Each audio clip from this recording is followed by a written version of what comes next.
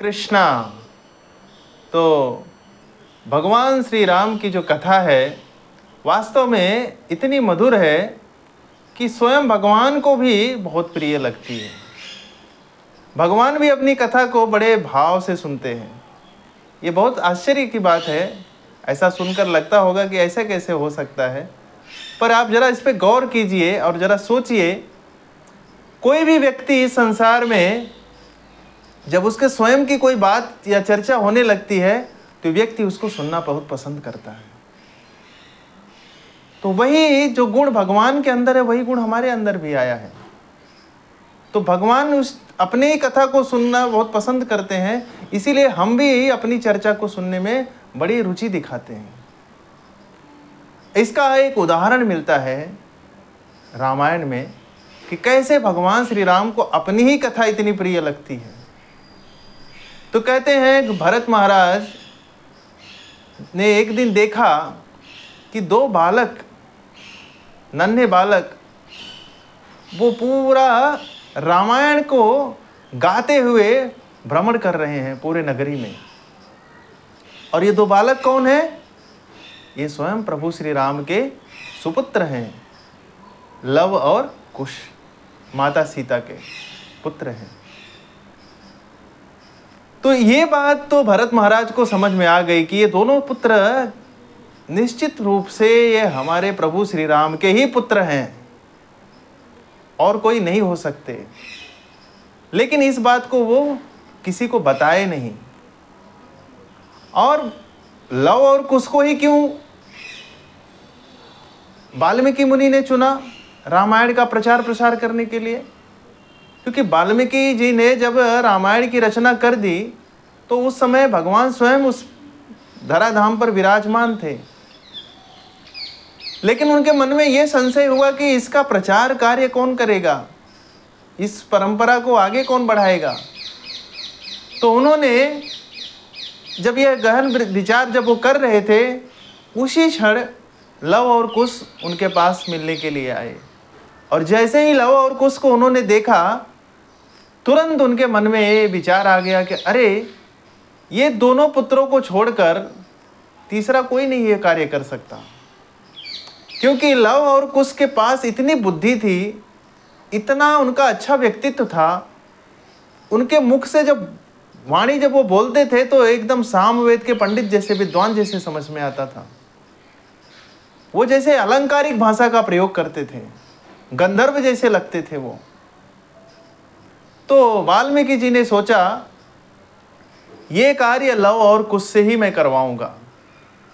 इसीलिए उन्होंने लव और कुश को आदेश दिया कि आप रामायण को मेरे द्वारा सुन लो और इसका पूरे संसार में आप प्रचार प्रसार करो। ये आदेश दिया वाल्मीकि जी ने। लव और कुश वाल्मीकि जी के आदेश को पाकर पूरे संसार में भ्रमण करने लगे और प्रभु श्री राम के गुणगान का बखान करने लगे। देखिए, एक राजा के पुत्र होकर क्या कर रहे हैं?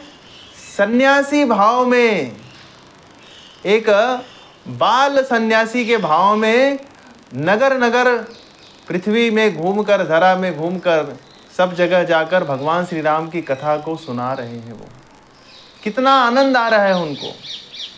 तो जैसा कि हमने कहा कि भगवान की कथा है ही इतनी मधुर। सिया रामचरित अति पावन।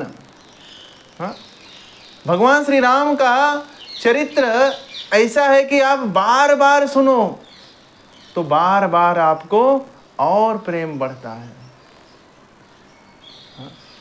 कहते हैं एक है भाग्यशाली, एक है उससे भी भाग्यशाली, और एक है परम भाग्यशाली।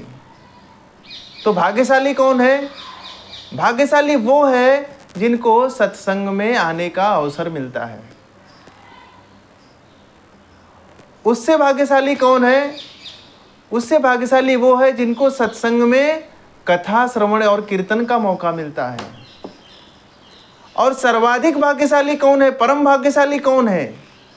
परम भाग्यशाली वो है जिनको निरंतर भगवान श्री राम और भगवान श्री कृष्ण की कथा का अवसर मिलता है।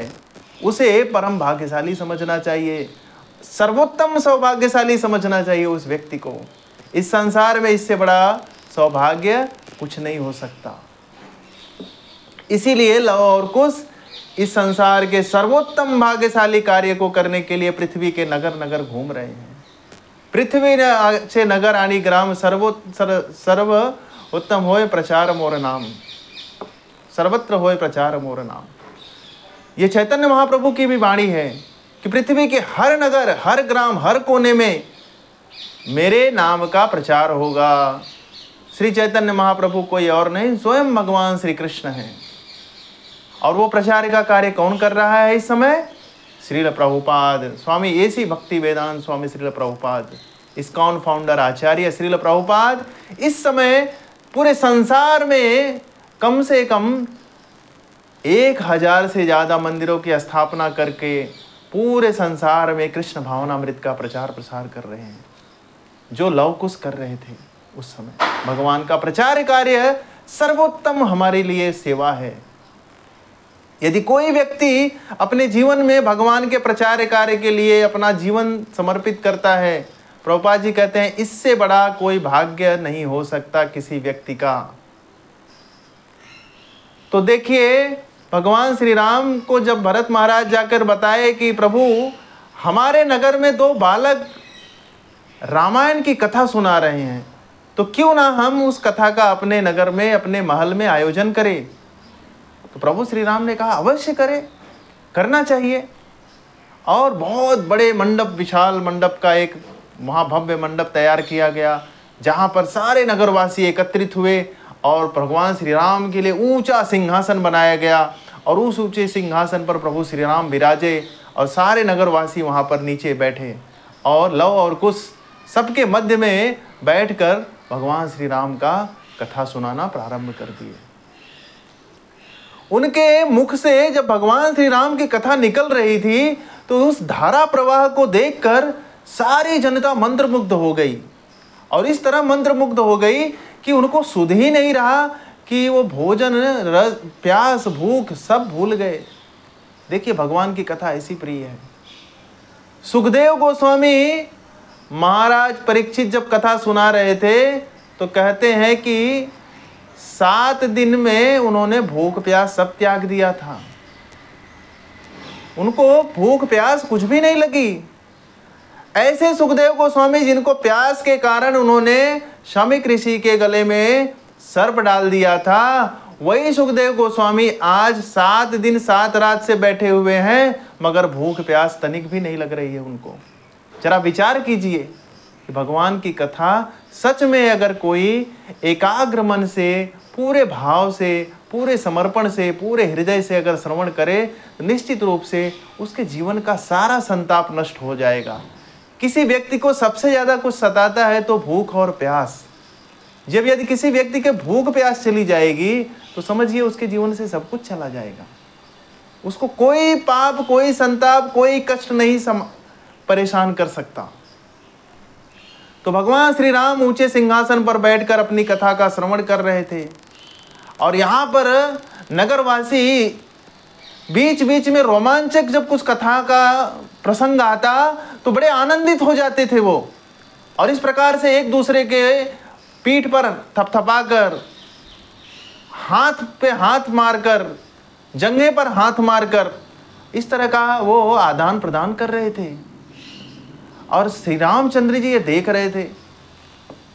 देखिए, कहते हैं कि जब आनंद लेना हो तो सबके साथ लेना चाहिए, अकेले आप आनंद नहीं ले सकते।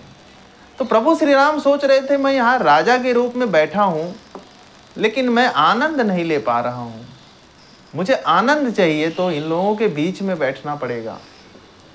और ऐसा सोचकर प्रभु श्री राम ने सोचा कि मैं इन सबके बीच में कैसे बैठूं जिससे मुझे भी इतना आनंद मिले। तो प्रभु श्री राम ने सोचा कि मुझे चुपके से ये कार्य करना पड़ेगा, क्योंकि अगर मैं उठूंगा और इनको समझ में आ गया तो क्या होगा, ये फिर जो है सतर्क हो जाएंगे, फिर मैं सुन नहीं पाऊंगा। तो क्या किया प्रभु श्री राम ने, धीरे से चुपके से उठे और आकर उस जनता के बीच में, नागरिक के बीच में बैठ गए। और जब कुछ प्रसंग आया ऐसा, तो एक नागरिक ने क्या किया, प्रभु श्री राम के ही पीठ पर थपथपा दिया। और जब कथा खत्म हो गई, तो कथा खत्म होने के बाद देखा सब लोगों ने कि प्रभु श्री राम सिंहासन पर नहीं है, कहाँ चले गए, और सब लोग ढूंढ रहे हैं।